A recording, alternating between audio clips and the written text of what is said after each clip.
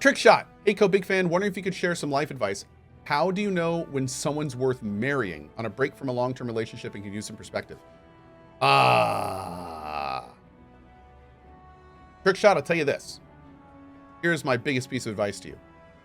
How do you know if someone is worth marrying? It's a two-parter. First one is, why are you getting married? And that's a big question. And the second thing I'll say is, if you have to ask yourself, is this person worth marrying? That person is probably not worth you. I know it's kind of rough. But if it's the kind of thing where you're having to ask yourself, like if you have to, because what you're doing is you're validating. You're trying to validate. And like just the fact that you asked me that means that I wonder if you're hoping I'll say something to make you feel better about a decision that you're concerned about. And if that's the case, I would give it more time. Because that means there's probably doubts. And you know what? Honestly, those doubts are probably warranted. So that would be my but again, it all goes back to like the first reason. Like right. Why are you getting married? You know, I work. Because maybe there's really good reasons to get married that can you need. It's like you need to make a plus and negative column, you know.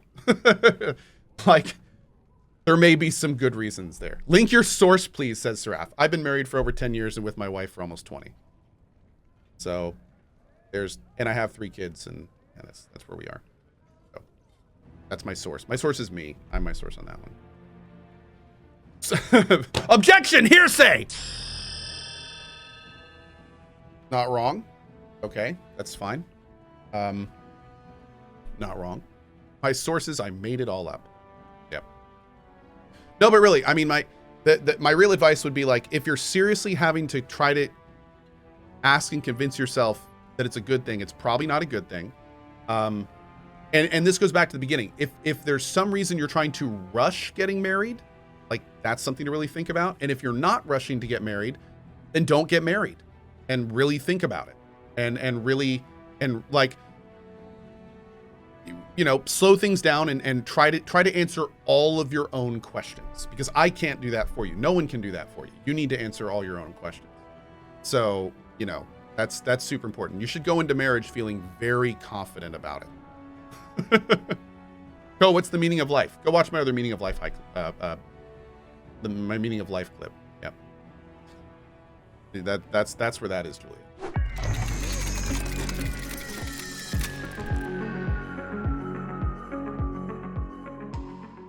We're going to be doing some Dragon Age Origins this morning. I'd like to get at least a few more hours in. We'll probably duck out for lunch and then come back a little bit early. We're going to watch a little bit of the pre-show on Twitch Gaming and then jump right into the show with the Drop Frames guys. After that, I am disappearing, but hosting it here to another thing for like 15, 20 minutes. And then I'm back with the Drop Frames guys as we finish our discussion with all of that kind of stuff. So it should be fun. Then this evening, we'll be back for the Devolver Digital event, and we'll see how that goes. So, yeah, it's going to be good. And I hope you guys join us. It should be fun. All right. Did you see Kotaku's definitely not a puff piece on Diablo Immortal? Yeah, it's the same thing as all the websites that are giving Diablo Immortal like high scores and high reviews. I mean, it's... Now I know she's not here anymore. She'd never have let something like that sleep in the same spot she did. The way that it works is if you ignore all of the pay-to-win mechanics and don't use them in Diablo Immortal, then it's just an adventure game. That's what it is. It's an adventure game with a huge amount of ways to pay it money. But I mean, it's Diablo. It's a standard mobile adventure game, right? The thing is a lot of places make the review about predatory pay-to-win mechanics, and those are the ones that you see rate it very poorly, understandably, because that's the perspective they want to take. But if you factor in the predatory pay-to-win stuff and you approach it with that perspective, you're going to give it a low score. If you approach it as just an action game that you never plan on put money into, and you just rate it for what you do in it, then it's a free-to-play basic adventure game on your phone. So it just depends on the perspective. And Kotaku definitely took the perspective of this article is just about the game, and we're just going to talk about the game and not the predatory pay-to-win stuff. Hype says, basically, if you ignore all the worst parts of Diablo Immortal, it's not such a bad game. Right? I mean, yeah, it really, like, how you feel about Diablo Immortal strongly depends on how you feel about predatory pay-to-win mechanics. That's what it comes down to. That's how it works. If you are totally against it, you absolutely hate it. If you're the kind of person that says, well, I'll just play free to play and won't put $1 into it, you probably don't care. And you think it's just an average. If not, if you're a Diablo fan, maybe you even like it. But you know, that's what it's come down to. That's what the reviews are. Move aside. Well, okay. Somebody just brought up an issue that's not pay to win, but it's kind of interesting to talk about. And that is the discussion where it's like, but what about articles that are paid to make Diablo Immortal look good? Like somebody said, do you think that Kotaku was paid to make that article? And I saw a clip recently from another streamer named Moist Critical, who I think put it really well when he was talking about IGN. And basically he said that a lot of times companies aren't paid for articles, but they realize that it is in their company's interest to either ignore parts of a game or not talk about how bad parts of a game are in interest in keeping a good relationship with the company. So like in his case, he was talking about a recent IGN review for Sonic, the new Sonic open world adventure game, because IGN got it a day early. So it was in their interest not to talk about all the major issues with it. And it was, like you were just saying earlier, a puff piece. Do I think that happens in the industry? Absolutely. Where not a single dollar changes hands, but due to reputation and relationships with companies, they will see, you will see that divert what content is. So, yeah. Kefka's Kiss says, that's just being polite. I think it goes a lot further than being polite. Yeah, if a company gives you an exclusive day early access to get your article up, although not a dollar is changing hands, that is an extremely advantageous thing to be doing.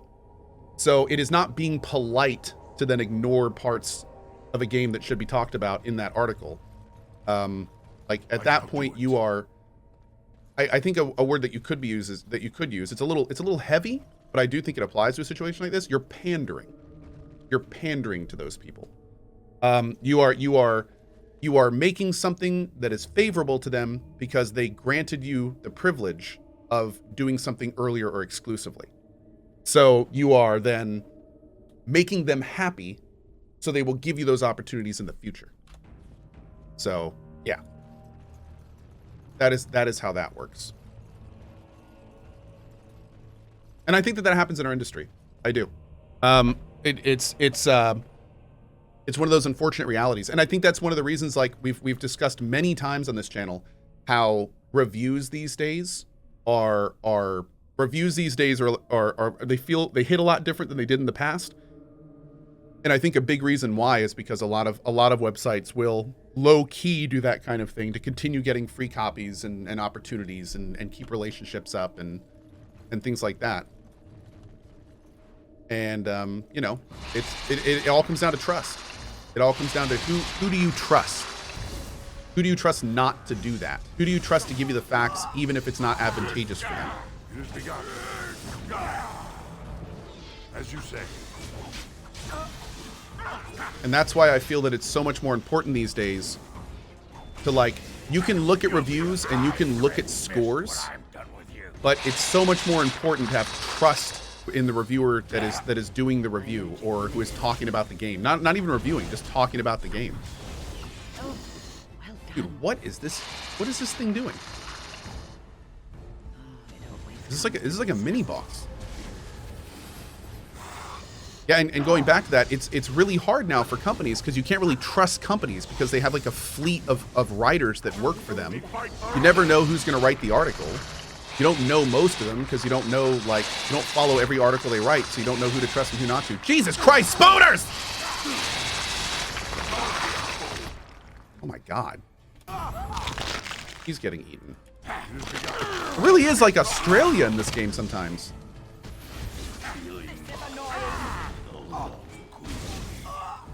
We didn't even kill the queen, did we? Did we kill the queen? My magic will make Jesus.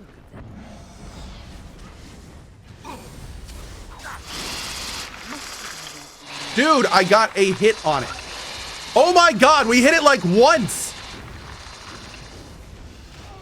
Come on, dude.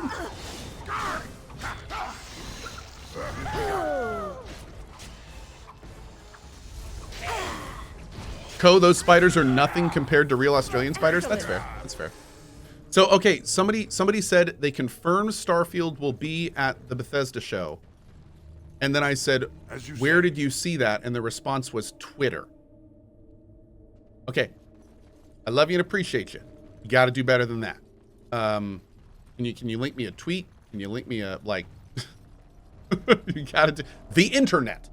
My source is the internet. Yes. That and telepathy. I felt it in the ether. Yeah, if you say a source like Twitter, it was Nibelian, then first I will make sure it's the real Nibelian.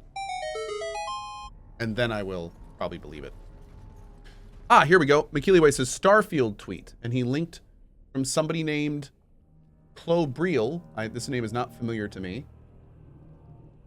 And they say, Xbox invited me to a virtual briefing this week, and on top of all the Xbox Cloud gaming news coming from Xbox, the briefing also included several other interesting tidbits, which I will share.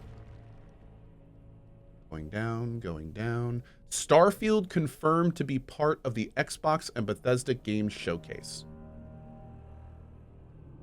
Okay. Cool. I don't know who that is. So I don't, I don't have like a lot of trust in that, but it looks relatively official, and it's the kind of thing where I think that person would probably get in a lot of trouble if he was tipping. So cool. I mean, we were always kind of assuming there would be some stuff there, so it's not exactly a huge surprise. But yeah. I mean, really, it was the kind of thing where, considering Starfield was supposed to come out at the end of this year, if we did not see any Starfield stuff, I think it would have been a global conclusion that the project is in a lot more trouble than people thought. So I mean, I expected there to be Starfield stuff. I hope it's awesome. And my guess is that they're going to show a lot of very impressive Starfield stuff, and then they're going to announce that the game is mostly done, but they delayed it so they could make it perfect. There's my prediction. Want something good? Come on, something big and good.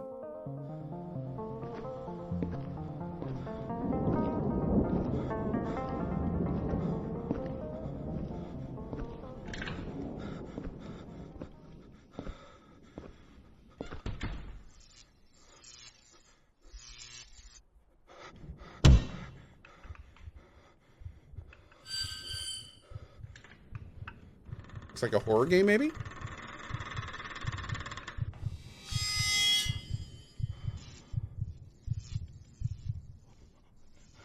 VR does not have enough good horror games. Oh.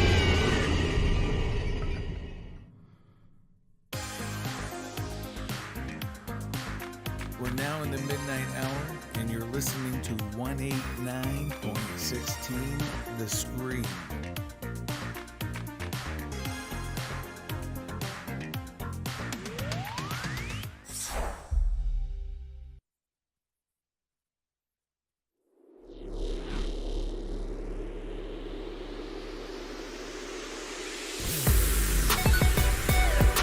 And that rounds out this summer's UploadVR showcase. We're Okay. so glad. All right, I am going to go grab some lunch, and I'll be back for the big shows a little bit earlier and at 2 as well.